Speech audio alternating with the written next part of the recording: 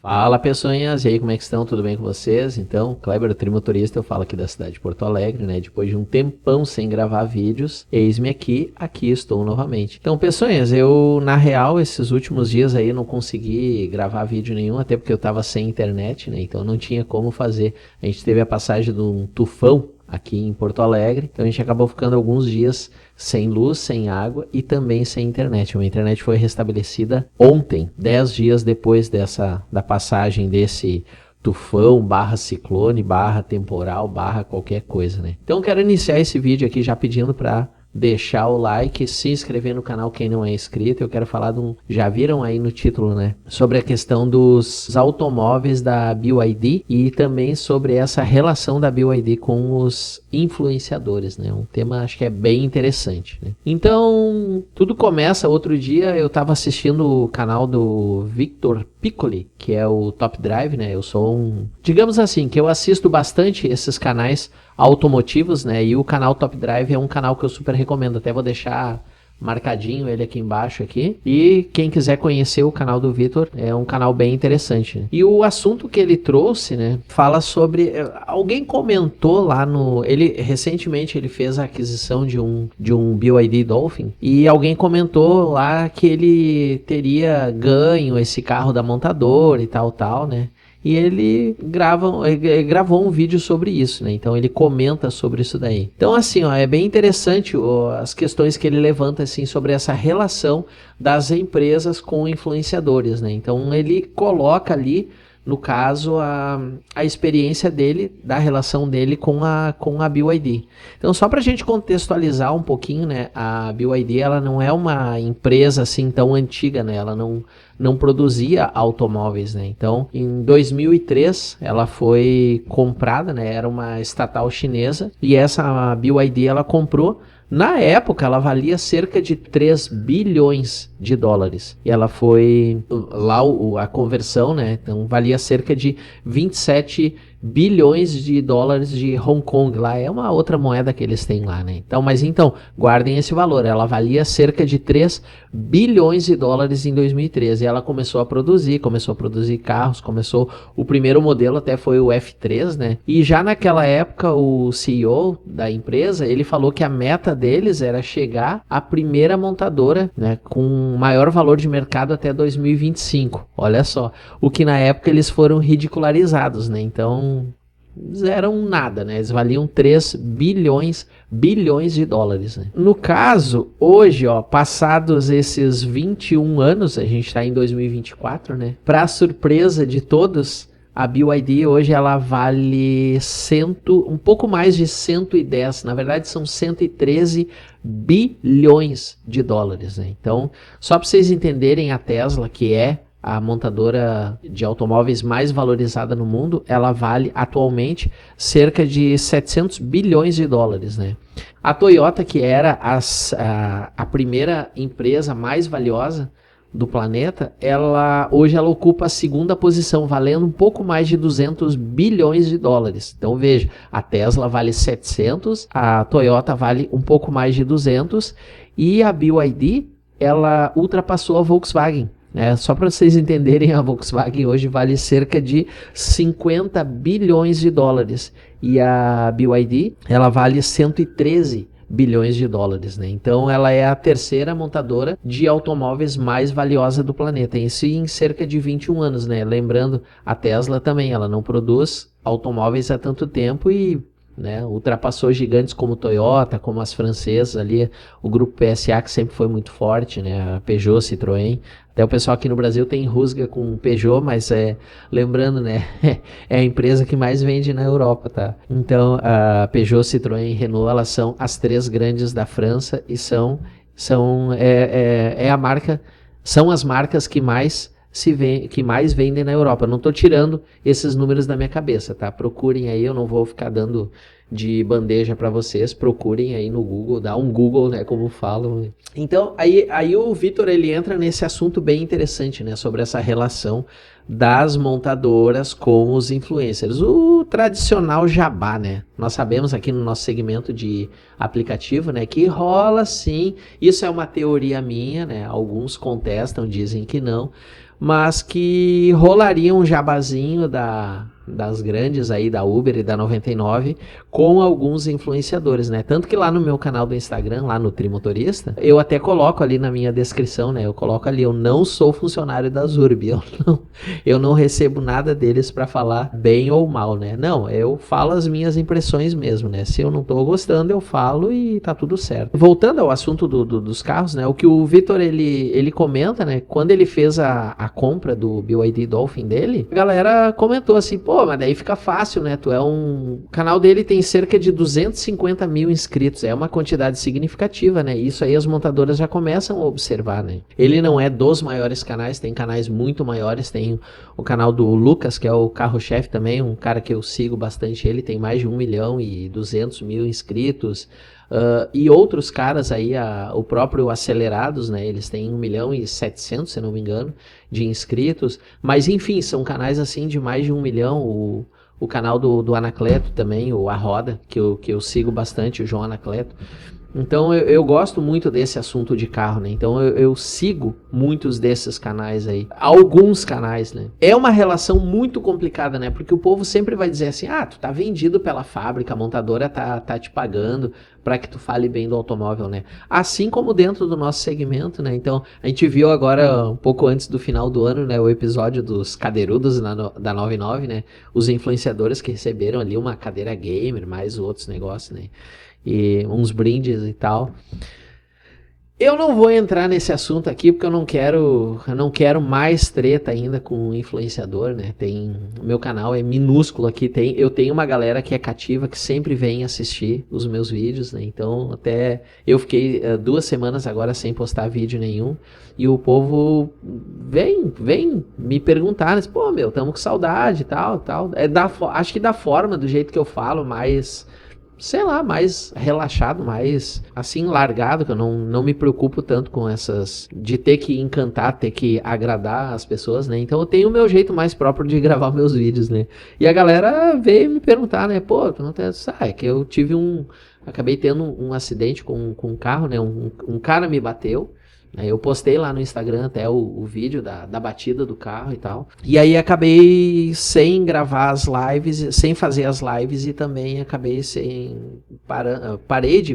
poderia ter produzido muito conteúdo, mas não consegui porque eu não tinha internet aqui em casa, né? Eu tive a internet restabelecida ontem, 10 dias depois que a internet parou.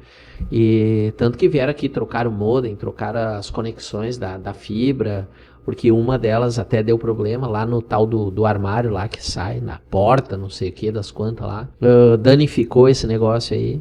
E aí fizeram a troca dele, né? E assim, sobre a questão dos carros, né? Até o Vitor, ele trouxe uma coisa bem interessante, né? Desse relacionamento da marca com os consumidores, né? Então ele estava contando que a BYD, diferente do que outras montadoras de carro, por exemplo, quando abre uma concessionária, o próprio CEO da BYD aqui no Brasil, ele vai no lançamento da concessionária. Eles não mandam lá, vai lá um diretor da faxina de todas as segundas. Não, o próprio CEO, ele vai na inauguração. Então, realmente, a BYD me parece que é uma empresa que eles vieram assim, ó, e aqui no Brasil eles meteram os 2 pés na porta, né? Só para vocês entenderem, a venda de carros elétricos aqui no Brasil, em 2022, ela vendeu por volta de 49 mil veículos elétricos, né? 100% elétrico, eu não estou contando os híbridos, né? O papo aqui é sobre os 100% elétricos, né? E em 2023, ela dobrou essa venda. Ela chegou a quase 95 mil, 94.700 e alguma coisa. Então ela dobrou essa 94,5% a mais de vendas, né? Então, para um país que nem o nosso, que a gente não tem uma infraestrutura de carregamento, realmente é um número bem expressivo de carros elétricos, né? Então, só para vocês entenderem, né, no primeiro semestre de 2023 eu estou falando isso aí, né, porque 24 recém começou, o carro elétrico mais vendido do país era o Volvo XC40. Em 6 meses ele vendeu cerca de 900 unidades. O segundo carro elétrico mais vendido naquela época, lá no primeiro semestre de 2023, era o Jaque EJS1, aquele pequenininho, coloridinho, que tem vários aí pela rua e tem pra caramba deles, né? E ele vendeu cerca, isso eu tô falando em 6 meses, vendeu nos 6 primeiros meses de 2022. Ele vendeu, 2023, desculpa, eu tô trocando. Ele vendeu cerca de 400 unidades. Então veja, o Volvo, que é um carro caro, de 300 mil reais, né? Na época, esse Jaque EJS1, ele custava 150 mil reais. Então, ele vendeu 450 unidades, né? Ali já beirando as 500. A metade do que vendeu o Volvo. Um carro que custa o dobro, vendia, ou seja, era carro de rico, né? Os ricos têm grana, iam lá e compravam. 6 meses depois, no fechamento do ano, o que aconteceu? Aí quando entrou a BYD, a Jaque, ela cortou o EJS1, que custava 150 mil, ele passou a custar 123 mil. O Kwid também, que foi lançado, o Kwid E-Tech, que foi lançado a 150 mil, também hoje está em torno de 117, 118. A Caoa Chery tem lá o iCar, que é um carrinho pequenininho, tem 4 lugares, um carro essencialmente urbano. Também acabou subindo as vendas dele, e aí entra a BYD. E a BYD, ela fecha o ano com quase 3 mil veículos vendidos. Percebam que eu tenho aqui os números de 2023. A BYD, ela terminou o ano com cerca de 3 mil automóveis desse BYD Dolphin, 2.980 unidades vendidas. E a Volvo terminou, aí só falando do XC40, terminou o ano com 1.122 automóveis vendidos, né? Então vejam, a BYD, ela entrou na metade do ano vendendo o Dolphin, na metade de 2023, vendendo o Dolphin. E coisa de 6 meses, ela vende 2,5 vezes a mais, sendo que a Volvo já estava vendendo esse modelo do XC40 já no começo do ano, né? O Dolphin, ele começou a ser vendido na metade de 2023. Então, realmente é um número bem expressivo, né? E aí a galera fica ventilando essa ideia assim, né? Tá, mas e a mão da montadora nos influenciadores e tal? Gente, assim, ó, de verdade, eu não tenho, e é o que o Vitor, ele fala, né? Pelo menos ele garante que o canal dele, o Top Drive, eles não recebem jabá, não recebem grana da montadora para falar bem do produto, né? Aqui, eu pensando, Kleber agora falando, o trimotorista falando, não vou dizer que não recebam grana, mas certamente algum tipo de vantagem eles devem receber, tipo, talvez consigam test drives com maior facilidade. Por exemplo, eu já tentei agendar um test drive na Jaque para fazer um test drive do elétrico e não consegui. Então, na época, eu lembro que eu já estava com mais de 2 milhões de acessos aqui no canal do YouTube, porque eu publicava muitos shorts e tal, então eu acabei tendo assim um número de visualizações muito alto, e ainda assim, em um ano, né, um ano de canal, e ainda assim os caras olharam e tipo cagaram pra mim, sabe? Tipo, tá, tudo bem, 2 milhões, mas eu não consegui, eu teria que agendar, fazer o test drive com um funcionário da Jaque, né? Não, eu queria ficar, sei lá, tipo 2 ou 3 horas para dirigir normal na cidade, não fazer só aquele circuitinho ali que eles fazem, né? Para passar em rua de pavimento irregular, enfim, para dirigir da forma que nós, motoristas de aplicativo, dirigimos, né? E a Jaque, tipo, cagou para mim. Ela disse, não, isso aí não tem como. Tranquilo, né? Eu não sei se eu não for lá meter o louco, for lá na BYD, daqui a pouco os caras vão dizer, tá, tranquilo, vamos agendar um test drive aí por 3 horas contigo, 2 horas que seja, 1 hora que seja, para conhecer o veículo, né? Então, quem sabe. E nós temos visto, né? Tem um influenciador do Rio de Janeiro, o careca, aquele lá, que veio do táxi e tal, ele tem um ego super inflado, né?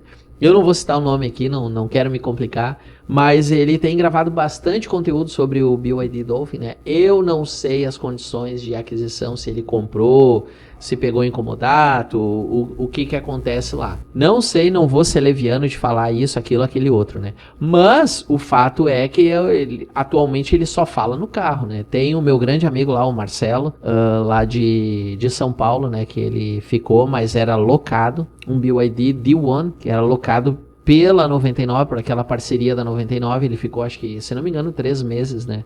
Mas aí era uma parceria e tal, para divulgação mesmo. Então, assim, ó, não tem problema nenhum de fazer esse lobby, né? Que o lobby aqui no Brasil, ele é muito mal visto, né? Mas isso é uma coisa que se faz no mundo todo, né? Só tu vai ficar com o produto para tua divulgação. Não tem problema nenhum, mas seja claro quando isso acontecer, quando disser que é isso que está acontecendo, né?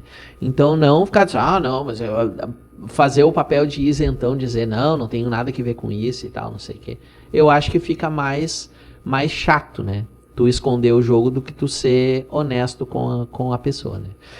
Tá, pessoas? Então aí, comenta comigo o que vocês acham. Lembrando, esse vídeo está sendo gravado em Full HD, 60 quadros, quem tiver a opção, né? Agora já tá no final do vídeo que eu vou avisar, né? Quem tiver a opção, né, de alta definição, ativa ali. Que droga, né? Agora que eu lembrei de falar aí, né? Mas então, quem tiver interesse sobre esse assunto, pesquisar, acompanha lá no meu canal lá do Instagram. Periodicamente eu falo sobre isso. É um assunto que é bem interessante, até que ponto vale tu ter um elétrico, até porque a gente não tem uma rede de carregamento que hoje nos proporcionaria um bom turno de trabalho. Por exemplo, eu tenho um amigo que tem um carro elétrico, ele tem uma autonomia de 230, 240 km, que é o EJS1. Tem algumas viagens que ele precisa declinar da viagem, porque ele não tem autonomia suficiente para, por exemplo, se ele pegar 2 viagens para Gramado, uma atrás da outra, ida e volta, ele não tem como fazer. Ele tem como fazer uma ida e uma volta. Gramado está cerca de 105, 110 quilômetros daqui de Porto Alegre. Ele tem bateria suficiente para pegar aqui no aeroporto, levar e voltar. E daí já tem que parar para fazer a recarga. Eu agora falando, né? Lembrando, o carro elétrico ele carrega mais rápido dos 10% aos 80%. Então, se fosse isso, ele faz ali em cerca de 40 minutos ele faz essa recarga. Se tu tiver um carro que tem uma autonomia um pouquinho maior, na casa dos 300 km, que é o caso do Dolphin, tu consegue fazer essa carguinha rápida e tu consegue fazer uma ida e uma volta, né? Eu acho que seria o ideal. Agora, um carro assim que tem autonomia abaixo de 300 km, eu acho que ainda é muito arriscado, né? No nosso caso. Mas eu não rodo estudo de quilômetro. Não, tranquilo, tu não roda tranquilo, né? E é isso aí. Tá, pessoas? Então esse foi o meu vídeo de hoje, espero que vocês tenham gostado. Deixa o joinha se gostou. Se não gostou, pode deixar o joinha, o não gostei, não tem problema nenhum. Fazer o quê, né? A gente nunca tem aprovação de todo mundo, né? Como eu sempre falo nos meus vídeos, força, fé, foco na nota sempre. Vamos derreter o asfalto. Até o próximo vídeo. Eu fui!